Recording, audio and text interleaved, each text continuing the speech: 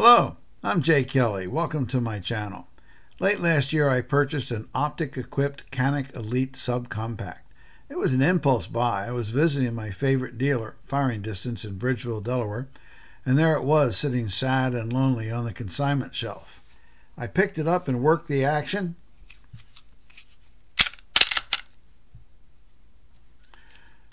Admired the optic, which I preferred over the Vortex Venom that I had used previously, and enjoyed its very smooth 1911 style trigger brake. But I put it back. Returned the next week and repeat it.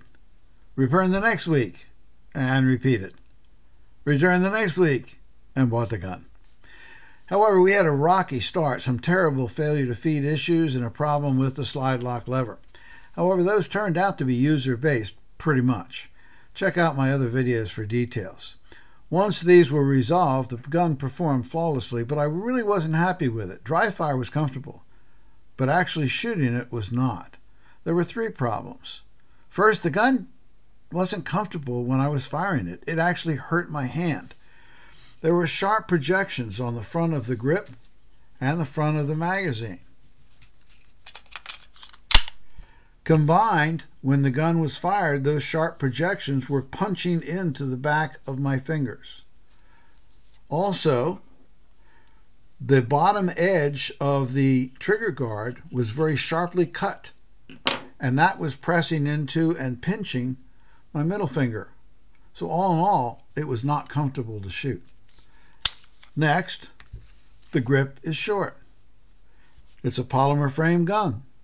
Most of the weight is above the bore axis, and that means the gun just wants to bounce around all over the place when it's fired. Accuracy during competition suffers as a result.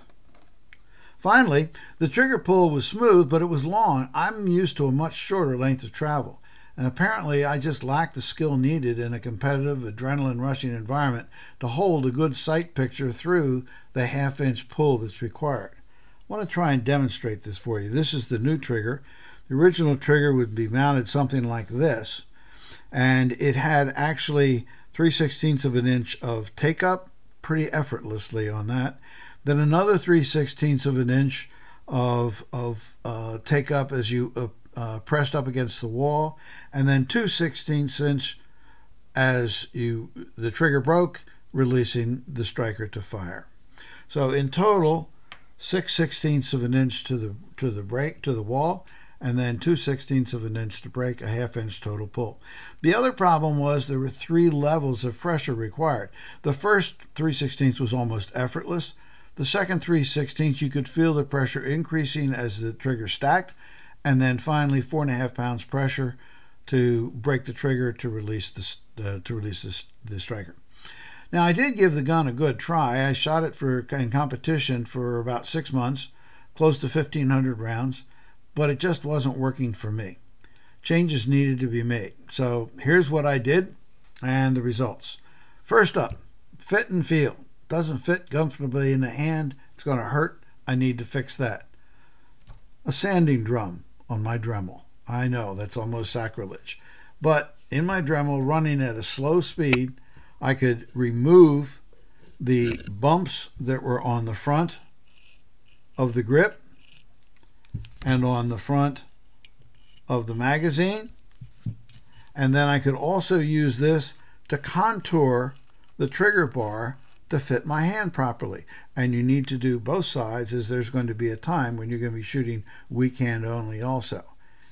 Next, I took some 400 grit wet dry sandpaper and smoothed where I had removed the sharp projections out a little bit further. You can see that's not polished. It's not totally smooth. But when it fits in my hand, it's now very, very comfortable, and I don't feel the projections. So that part of the problem has been solved. Would you do this to an heirloom piece? Probably not. But to a $600 competition gun that's going to be fired thousands of times a year, why not? The next thing I did was replace the back strap with a brass one from Taylor Freelance for $64. Now, the original back strap, which I'm going to try and put up here next to it, was shorter. The original back strap ends basically where the magazine cutout is. And it also is pretty sharp at the bottom and the end of the backstrap itself.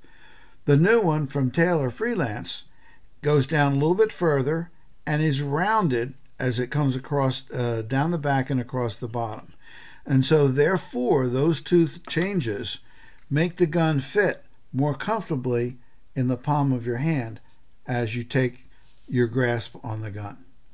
Okay, well worth it, makes the gun a lot more comfortable to shoot, and it is more controllable as well. Accuracy. A lightweight subcompact gun is never going to be as stable in a rapid fire situation as a full-size metal gun. That's just one of the trade-offs you make to get a short subcompact gun.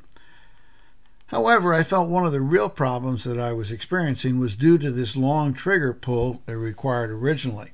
And that gave me time to pull the gun off target. I just wasn't good enough to manage that half-inch trigger pull, even though it was relatively smooth. So I invested in a Pinnacle Pro trigger from Freedom Smith for $85. I've got a separate video up on how to install it, but I just wanted to comment here on the results. Wow, what an incredible, incredible difference. The original crisp break is still there. The striker release mechanism hasn't changed. So therefore, the striker release is going to take 2/16 of an inch, 1/8 of an inch for the break to occur. All right. However, the 3/8 inch travel original to get to the wall has now been reduced to 1/8. This fits my shooting style so much better. I can quickly and dependably take up the slack, 1/8 inch, and then when the dot is on target, break the shot with 1/8 inch, 4.5 pounds pressure. The gun is small and light. It does bounce around a little bit, but this increase in control with the trigger has allowed me to reduce my misses and down threes. I won't say they're completely gone, but pretty much completely gone. The stock trigger was good, but this is so much better. I did try something else that did not work. I wasn't going to include it here, but decided that, well, perhaps it's a good thing for me to do. Don't go down the path that I traveled. Learn from my mistakes. I ordered a reduced power spring kit from Galloway Precision. The idea is to reduce the pressure required for the trigger bar to depress the safety plunger as it moves to the rear, and to reduce the return spring pressure. This is something that works very well with Glocks. I've put it on all of my Glocks. It's a proven concept with striker-fired guns, and I was looking forward to doing it here as well. Let me show you basically how that works. Remove the slide first. What we're talking about is this plunger right here. This is a safety plunger, and it blocks the striker channel so the striker cannot come forward and fire the gun unless it is depressed. What happens when you pull the trigger or press the trigger to the rear, as you press the trigger to the rear, the trigger bar moves to the rear, and this ear right here, there you go, that ear, as it moves to the rear, pushes the safety plunger up into the frame, and when it does so, it frees up the striker channel, so the striker can go to forward to strike the primer when the trigger breaks. Okay, so that's how it's supposed to work. And if you reduce the pressure that it takes to push that plunger up into the slide, then you're going to reduce the amount of pressure that it takes for the trigger bar to move to the rear. First disappointment was cost. A 2-spring kit for a Glock from the Glock store is $7. The one for the Canik from Galloway Precision was $21. Well, perhaps there's an economy of scale thing going on here. There are an awful lot of Glocks out there, not many Caniks. So it may very well be we're in the early manufacturing stage of the kits, and the cost is higher because of that. I did order the kit. What they sent me was a 3-spring kit for a Ruger. That absolutely is not going to work. Nowhere close. I could not find a telephone number to call them, but they did respond very quickly to an email and sent out the correct kit right away, along with a return label for the Ruger springs. Now, the springs that I received 2 springs. See if I can put it over here in a lighter spot of my cloth here. You have the safety plunger spring and the trigger return spring. Okay, the reduced power spring for the safety plunger was actually longer than the stock one when I removed it. It looks stronger than the stock one, but I installed it anyway just to check it out. However, when I went to depress it, I found that it took noticeably more pressure to depress the plunger than it had before. Since that means the trigger bar would have to be pressing harder against the plunger to press it in, that would likely increase the trigger pressure rather than reducing it. I took it out. So the gun has a stock safety plunger spring in it. Now, the trigger return spring, this is the stock spring, not the one from Galloway Precision. Notice that it is a pretty hefty spring. It has a hook on one end, a loop on the other. It's fairly easy. Galloway has a good instruction, a good YouTube clip on how to replace it. It's an easy install. The spring that they send is one spring, where this is two, one inside the other. One spring with a hook on both ends. It is an easy install. The trigger spring went on without any problems at all. However, I did not get any reduced trigger pull weight at all. I was at 4.5 pounds before, and I still am. Perhaps the stock plunger spring that I left in negates any benefit that I might have gotten from a reduced power trigger return spring. I don't know. But I just kind of felt that the one was not going to work. In any case, it might go negative. And so my conclusion was that this kit really is a waste of money. But I need to be fair here to Galloway Precision. They are not at fault. They do not state that this kit will fit on a Canik Elite subcompact. In fact, they market the kit for a Canik TP9SF Elite, a TP9 Elite Combat, a TP9 SF, and TP9 SFX pistols, but not for the Elite subcompact. Their website does have a Q&A section, and someone asked about that, and they answered and said they had not tested that particular arrangement, something that's on their to-do list. I bought the kit assuming that the internals on all the Elite models are the same, but that may not be the case.